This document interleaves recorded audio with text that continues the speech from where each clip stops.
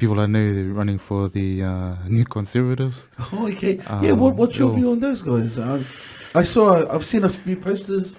I saw a couple on Swanson Road. Yeah. I thought, oh, he looks quite young too. He's young fella. Yeah. Augustino Pacheco. Yeah. He's a young fella.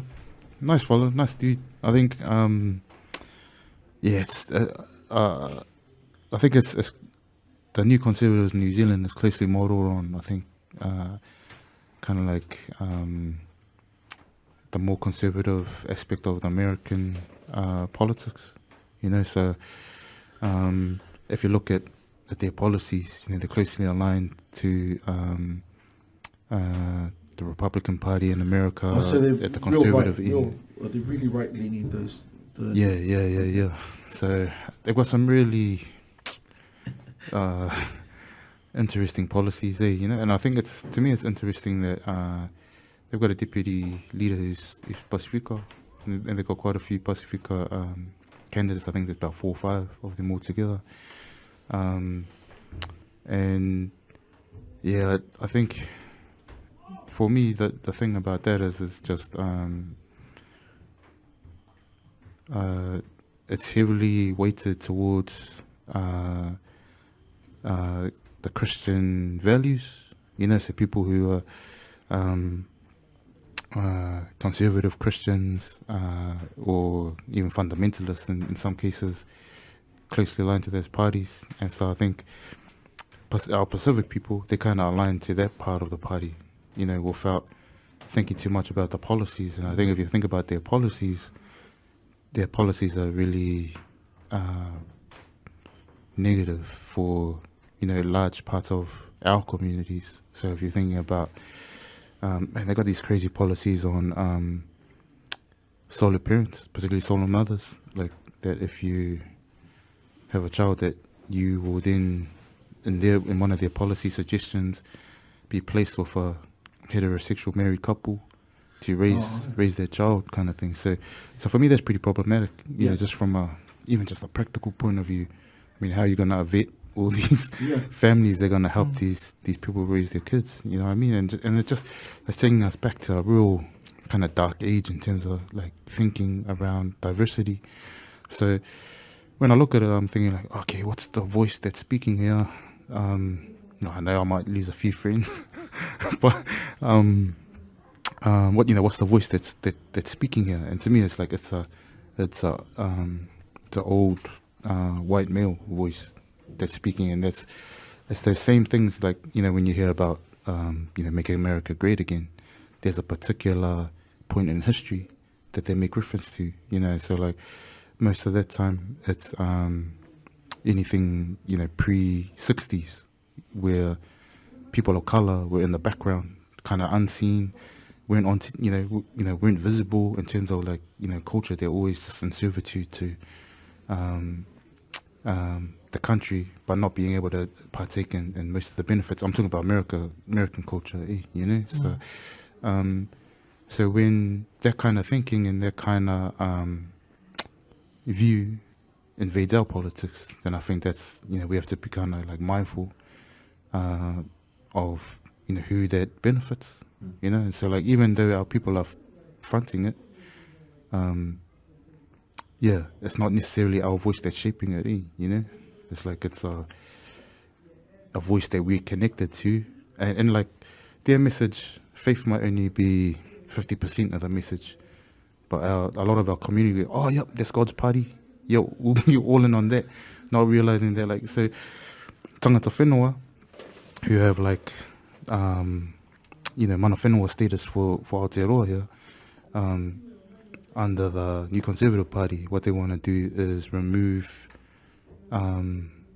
basically tangata whenua status. So they want to take away, or they want to make te reo like an optional choice, which it already is. Like, it's not compulsory for anyone, but things like the place names and stuff like that. So like, I don't know if you remember Marcus Lush, I think it was earlier in the year or maybe late last year, They call her with the lady that wouldn't refuse to Yeah. pronounce the name of the place properly. Yeah. Yeah, exactly. yeah. Yeah, Mary from Tyree Plains. Yeah, Hey, you know what I mean? yeah, Like, yeah.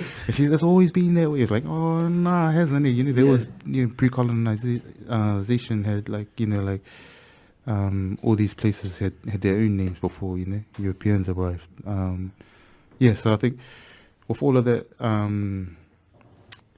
for Maori, like if we in New Zealand don't acknowledge the important place of Tangata Whenua, then already you've lost my vote. You know what I mean? Like, cause like we're all benefiting basically from, an injustice, in our history, whether people choose to accept it or not. The fact that the treaty's never been honoured in the nearly 200 years of its existence. That's like something that the people need to kind of like be real about. It's like, oh, okay, sweet. But there's too much for people to put on the line to acknowledge that. If you say like the ideal thing to kind of sort it out is, oh yeah, sweet, sorry guys, our bad, give all the land back. But that's too much for people to think like, oh shucks, then I'm gonna lose all my stuff. Including us, like, what does that mean for me and my house? What does that mean for me and my family? All of that kind of thing. But, anyway, I'm kind of getting sidetracked with that. But No, it's good because, like, you have kind of shed light on, because, people don't, like we said, people need to forget about voting for people or the characters. You vote for a personal thing. But policy is the underlining thing that you really need to know. Like, we would have known about that conservative, some of their policies. That's extreme, and it's kind of out of it for to have Pacifico people leading this kind of thing. You'd think we'd already know because of our life experiences and then what our family would have been through. Would know that some of these policies don't actually benefit us. What do you call it? Like. Even just colonization arriving to the islands, and like, I mean, it's one of those things where it can be hard to like hear sometimes, but like basically the gospel came to different parts of the world, including the Pacific, with this idea of salvation, and like we attached to it, but we didn't just attach to the gospel; we attached to all of the benefits of this new world was bringing. That we were able to come to New Zealand and experience life here and have a bit of a easier, easier life, easier access, not have to face some of the pressures of island life and that. So all of that's all part of it. None of it's in isolation, and even our attitude towards Maori, even like when we were growing up and stuff, even as islanders against each other, like we're pretty segregated, and this, we kind of, we knew we were all kind of like in the same area and stuff, and like nice to each other, but go and close the doors and these bloody, you know what I mean?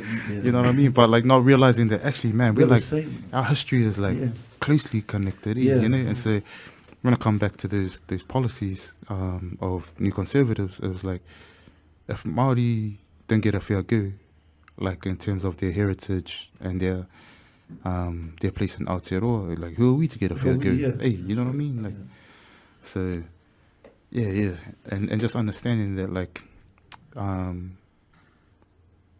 every party's got some kind of faith in their way, you know what I mean? And like every party's like there's no I wouldn't trust anyone who said, nah, I'm 100% this party, because when you look at every party, there's something that everyone should disagree with in every party. There's something that you should disagree with, or there's something that appeals to you from each party. Exactly, and so you might, of the like a scale of 1 to 10, you might get, okay, sweet, I'm vibing at about a 5 with this party, which is higher than any other party in terms of what they represent and stand for.